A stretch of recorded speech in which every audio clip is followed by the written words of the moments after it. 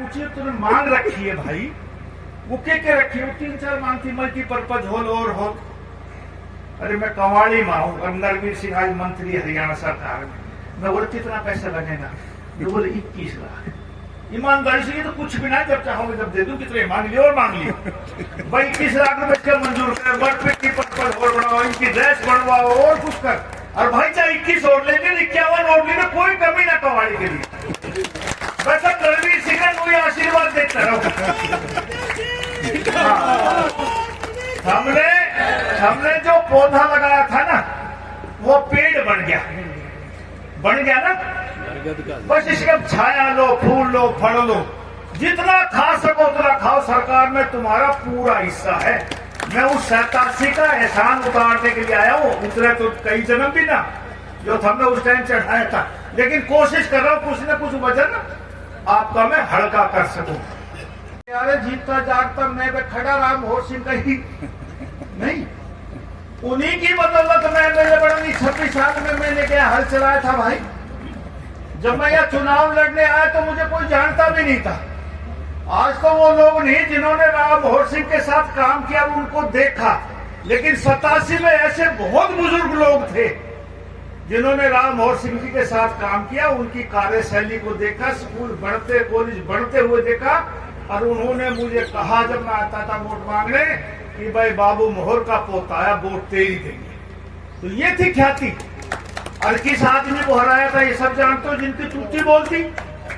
तो मैं 26 साल का नौजवान बाबू मोहर सिंह की ही बदौलत एमएलए बना। आपका शुक्रिया।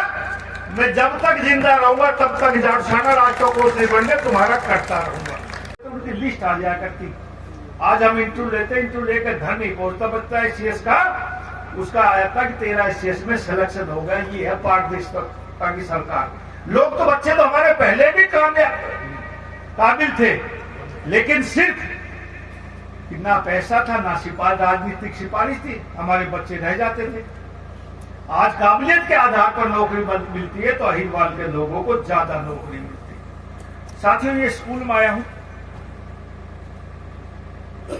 भाई अनिल ने कहा कि लड़कियों ने डांस किया और भाई इनका भी खर्चा 51,000 रुपया, टेंट लगाया 50,000 रुपये, इसका भी देना पड़ेगा।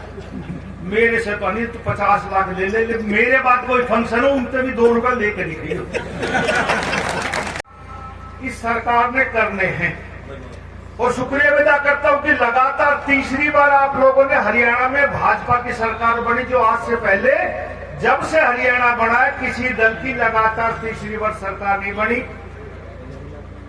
नायब सैनी की अध्यक्षता में, नायब सैनी जी के नेतृत्व में तीसरी बार पूर्ण बहुमत के साथ आपने भारतीय जनता पार्टी की सरकार बनाई।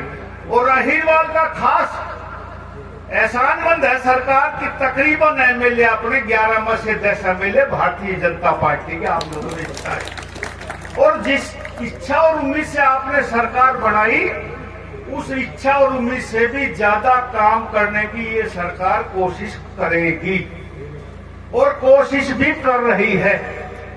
साथियों, 2014 से पहले जब दूसरी पार्टियों का राज था तो अहिरवाल के काम देखिए कि क्या काम थे, और इन 11 सालों में इस अहिरवाल में, हरियाणा को छोड़ दो आप, इस अहिरवाल का ही विकास देखो।